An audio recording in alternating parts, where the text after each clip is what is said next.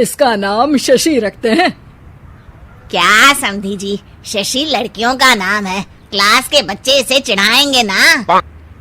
हाँ, शशि की जगह कोई चची, शुशी या शुशु बोलेगा तो? हाँ, इसीलिए इसका नाम गणेश रखते हैं।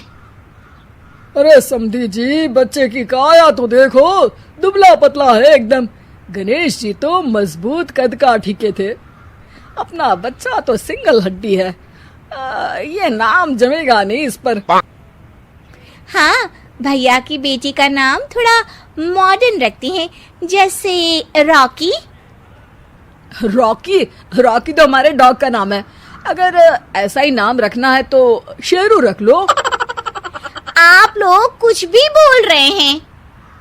अरे कुछ भी बोलना रॉकी बोलने से तो बेहतर ही है ना। किरण और रवि को पहला बच्चा हुआ था। दोनों के ही परिवार वाले उस बच्चे का नाम रखने के लिए पूरा जोर लगा रहे थे। 3 महीनों से ये लड़ाई चल रही थी, मगर कोई भी एक ढंग का नाम नहीं रख पाए थे। किरण और रवि इस बात से बहुत परेशान थे, लेकिन परिवार के लोगों के सामने कुछ बोलते भी नहीं थे। दामाद जी पे गया है बेटा, उनका नाम रवि है तो इसका नाम शनि रख देते हैं। शनि देव रवि, यानी सूर्य के ही तो बेटे थे ना। अरे समधन जी, आपने अकल चोर बाजार में बेच दी है क्या? शनि कैसा नाम है? ऐसे तो आप आगे आने वाले बच्चों के नाम साढ़े साती और दैया रख देंगे। हैं? अरे जबान संभाल कर बात कीजिए। और आप भी जबान संभाल कर नाम बताइए। शनि नाम रखोगी तो कोई भी इस पर तेल डालकर चला जाएगा। किरण के सब्र का बांध टूट रहा था।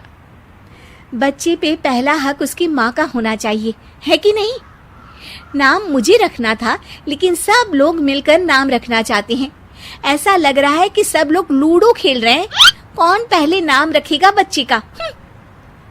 बात तो सही कह रही हो तुम, लेकिन तुमने क्या नाम सोचा है किरण? टाइगर। अरे यार किरण, माना कि तुमको टाइगर श्रॉफ पसंद है, पर बच्चे का नाम थोड़ी ना रख देंगे। ऐसे तो मुझे मोगेम्बो पसंद है, तो क्या बच्चे का नाम मोगेम्बो रख दूंगा?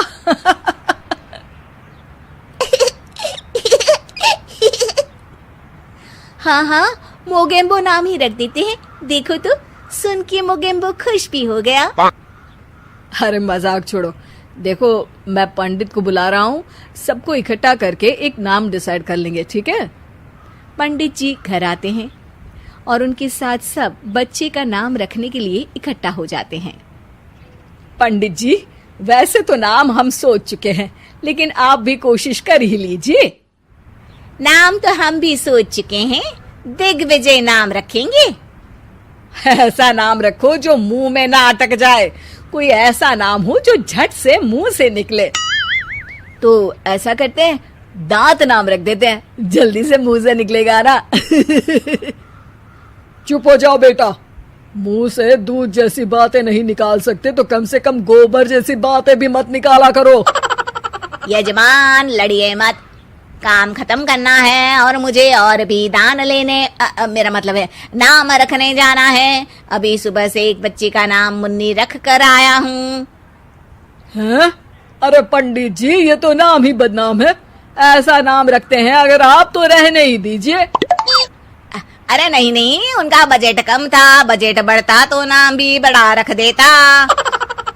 यार विकी नाम रख देते हैं ना। अरे यार, आप ये रॉकी, विकी, आलू टिक्की, काजू चिकी जैसे नाम क्यों रखना चाहती हो इसका? ये बच्चा है, कोई खाने की चीज थोड़ी ना है। हम इस बच्चे का नाम मनहूस रख देते हैं। अरे क्यों?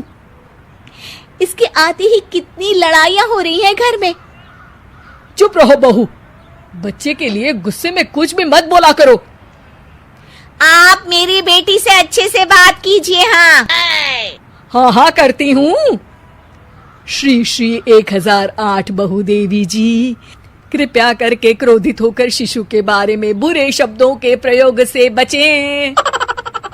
अरे मेरी लड़की को ताने मत मारिए आप। तो फिर कोई गाना ही मार दूं? बताइए कौन सा गाना मारूं? कुछ कुछ होता है या फिर दिल तो पागल है। आपसे तो मुंह मिलाना ही बेवकूफी है। सब लोग नाम को लेकर बहस करने लगते हैं। इस शोर शराबे से परेशान पंडित जी बोल पड़ते हैं। लड़के का नाम रखने में मत होइए परेशान, मेरे पास है इसका एक समाधान। ना लड़के वालों की ना लड़की वालों की मर्जी चलेगी। नाम बच्चे का वही होगा जो पहला शब्द उसकी जुबान बोलेगी। सब पंडित जी के इस उपाय को मान लेते हैं और सब बच्चे के आसपास खड़े होकर बोलने का इंतजार करते हैं। बच्चा थोड़ी देर में बोल उठता है। माँ, माँ। मामा बोला, मामा बोला। तो क्या इसका नाम मामा ही रख दे? बात तो यही हुई थी कि जो पहली बात बच्चे के मुंह से निकलेगी वही रख देंगे। बस पंडित जी ने बच्चे का नाम मामा रख के सबको मामू बना दिया। उस दिन के बाद से उस बच्चे का नाम पड़ गया मामा शर्मा। सब इस नाम पे बहुत पछताए, लेकिन अब पछताए क्या होत जब नाम पड़ गया मामा। शिक्षा, कोई भी जरूरी काम शांति से मिलकर करना चाहिए, वरना अनचाहे परिणाम के साथ समझौता करना पड़ता है। अंकित और अनु भाई बहन थे। माँ बाप के देहांत के बाद बड़ी बहन अनु ने दिन रात मेहनत करके अंकित की देखरेख की और उसे पढ़ा लिखा कर पैरों पर खड़ा किया था। दोनों भाई बहन खुशी खुशी रह रहे थे। एक दिन, दीदी मुझे जॉब मिल गई है। अरे वाह भैया, तेरी मेहनत सफल हुई। मेरी मेहनत नहीं दीदी, आपकी मेहनत। अगर पापा के निधन के बाद मेरी जिम्मेदारी आप न उठाती तो ये सब नहीं हो पाता। मेरी सफलता सिर्फ आपके बलिदान की वजह से है दीदी। कुछ महीनों बाद अंकित की शादी सीमा से हुई। सीमा बड़ी ही चालाकी से अनु से मीठा मीठा बोलकर घर का सारा काम करवा लेती थी और खुद अंकित के साथ घुमा फिरा करती थी।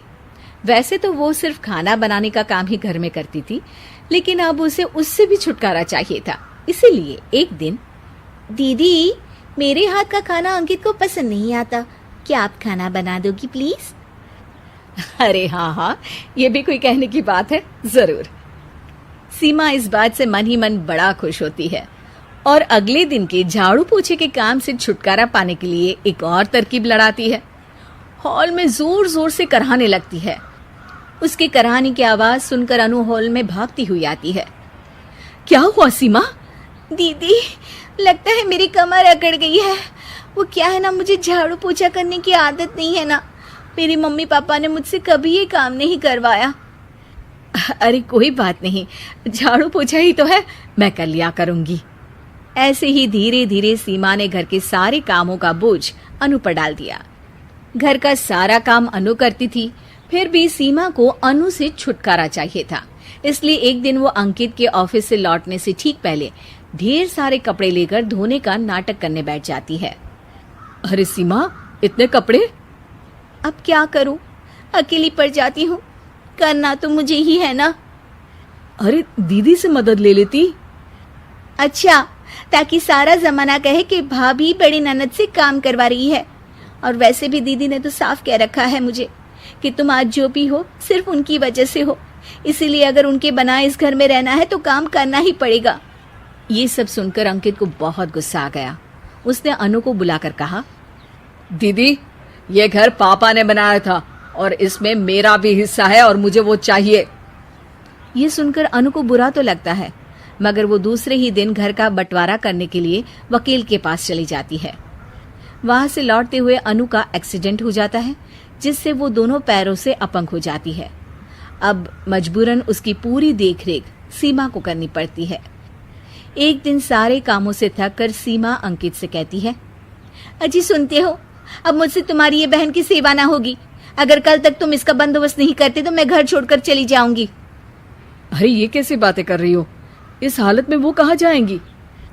मैं कुछ नहीं जानती, बस कल ये इस घर में मुझे दिखनी नहीं चाहिए।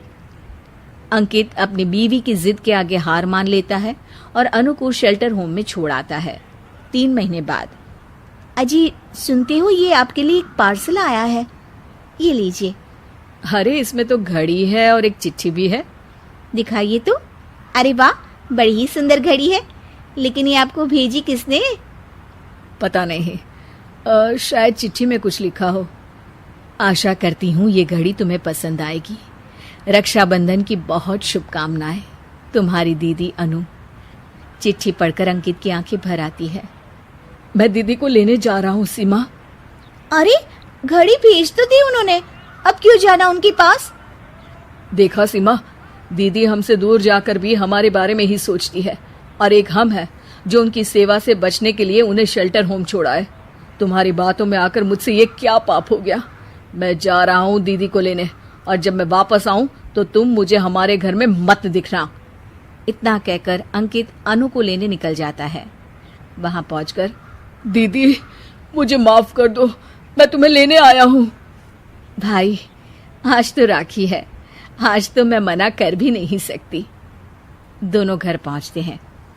अरे सीमा, तुम अभी तक यहीं हो? निकल जाओ इस घर से। अरे वाह अंकित, फिर वही गलती कर रहे हो तुम। सीमा, तुम कहीं नहीं जाओगी। दीदी मुझे माफ कर दो, मुझसे गलती हो गई। सीमा, आज ये समय माफी मांगने का नहीं है, राखी की तैयारी करने का है। चलो तैयार हो जाओ, तुम्हारे भैया के घर भी तो जाना है ना। ये सुन सीमा अनु के गले लग जाती है।